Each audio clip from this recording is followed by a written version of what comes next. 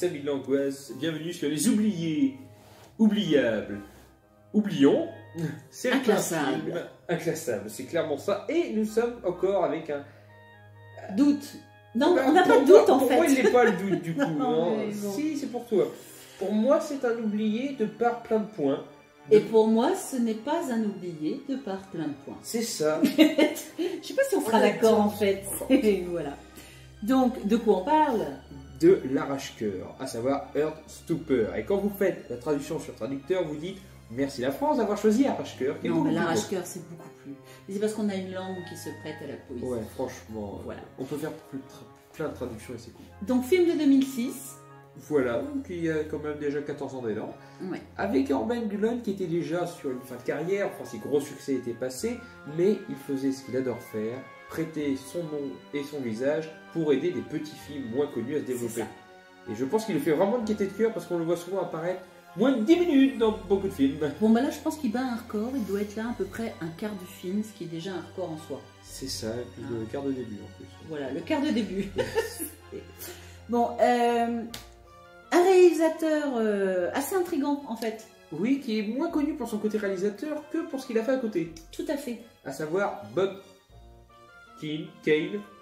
K-2-E-N, voilà. Ouais, parce que l'autre Bob Kane, c'était plutôt dans les comics qu'il était célèbre. Voilà. Donc Bob Kane, qui en tant que réalisateur n'a pas fait beaucoup de films. Le seul vraiment notable que je retiens, c'est Dog Soldiers. Je sais qu'il a fait un deuxième horreur, mais j'ai plus le nom. Pardon. Mais par contre, en tant que maquilleur... Effets spéciaux. Oh putain! Ah, on a du lourd, hein. Alien. Star Wars. Hellraiser. Candyman. Star Wars 6 et 5. Voilà. 7 nominations au total, et je pense que c'est plutôt pour son côté maquillage. Il a notamment gagné celui en 93 de Candyman. Et je pense que sur Hellraiser, pareil. Oui, oui. Visuellement, c'est quasiment sûr. Donc voilà, le monsieur n'est pas n'importe qui, et le fait que ce soit un roi du maquillage nous fait comprendre quand même pas mal de choses quant à certains visuels sympas. Gore. Sympa. Et c'est du gore. Il y a du gore, il y a du vrai gore, mais du beau gore. Quand tu sais que monsieur travaille dans Hellraiser, c'est ça. Bon, bah, il y a du sang, il y a de la chic, il y a du moulard. Mais c'est bien fait. C'est un slasher aussi. Voilà. Voilà. Donc, nos acteurs, donc on a parlé de Robert Englund. Voilà. Freddy. Pourquoi on vous le présente? Oui, je sais pas, en fait. Donc, la petite, on va dire la petite, c'est Meredith Menderson qui a joué dans Jumper. Voilà, donc un film que je connais de nom, je ne crois pas l'avoir vu. Mais il a eu sa petite aura lors de sa sortie.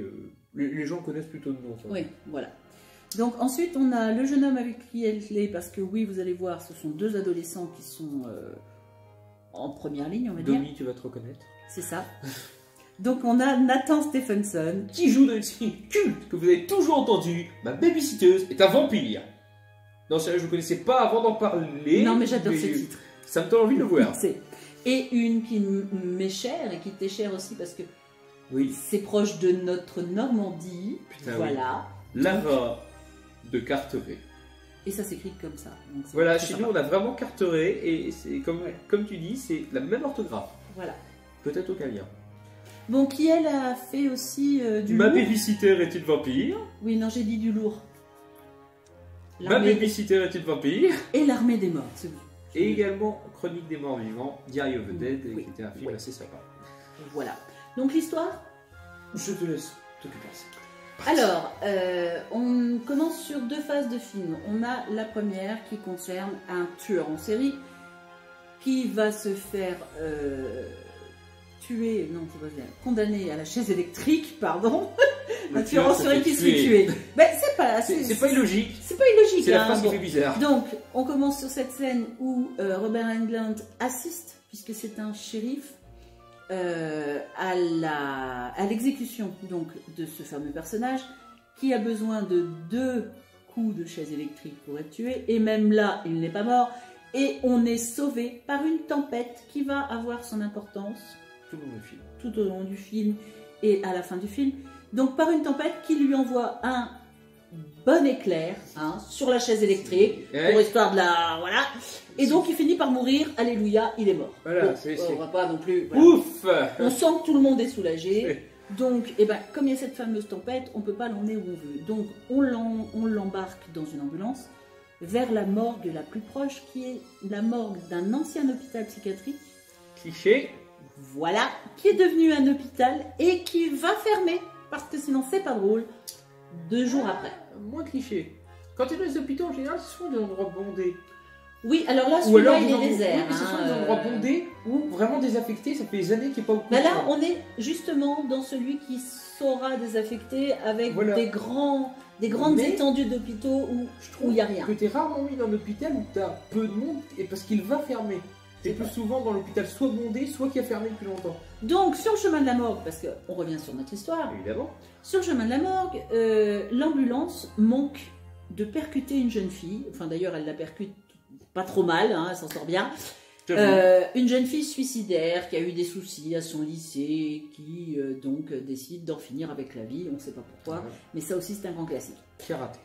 Là où c'est intéressant, c'est que du coup, ils la chargent, allez, cocotte, ils ont une ambulance, on va la mettre dedans, à côté du cadavre, comme ça, quand elle va se réveiller, Voilà. elle va triper à mort. C'est Donc- clairement, ouais, elle va plus avoir envie de se tuer après. Et alors, elle va triper à mort, parce que le fameux cadavre se met à bouger et lui attrape le bras dans l'ambulance.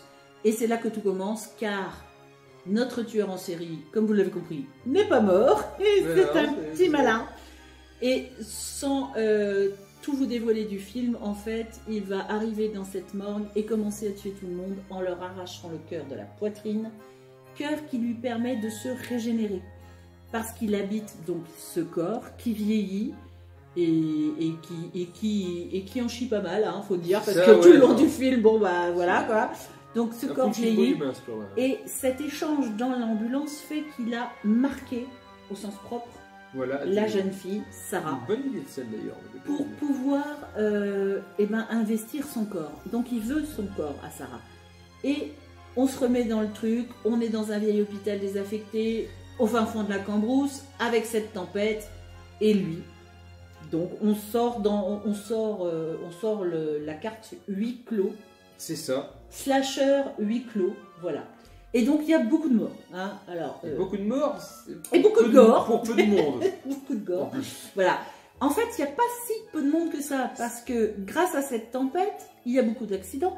Et ces accidents, on ne peut pas emmener les gens dans l'hôpital qui devrait être Donc on les celui ramène qui par accueille. défaut. Donc on les emmène dans cet hôpital, ce qui fait quand même pas mal de cœur du coup à consommer. C'est plutôt pas mal. Donc vous comprendrez bien que dans l'idée, on est face à quelqu'un de visuellement très humain, mais qui est habité par quelque chose, ou qui a un pouvoir, mais qui a un truc qui est loin d'être normal. C'est ça.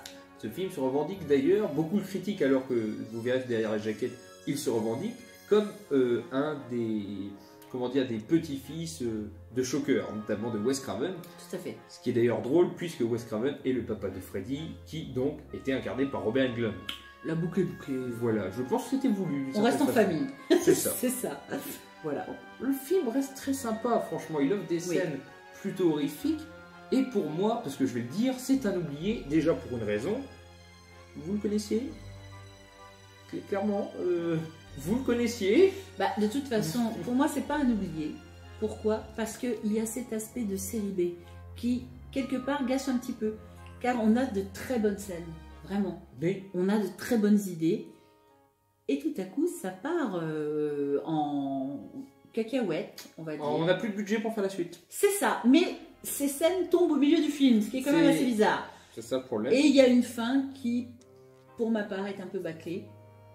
Mais qui est pas mal, mais qui est un peu bâclée. Ils auraient pu trouver quelque chose Il a d'autre. peut-être manqué de temps, je sais pas.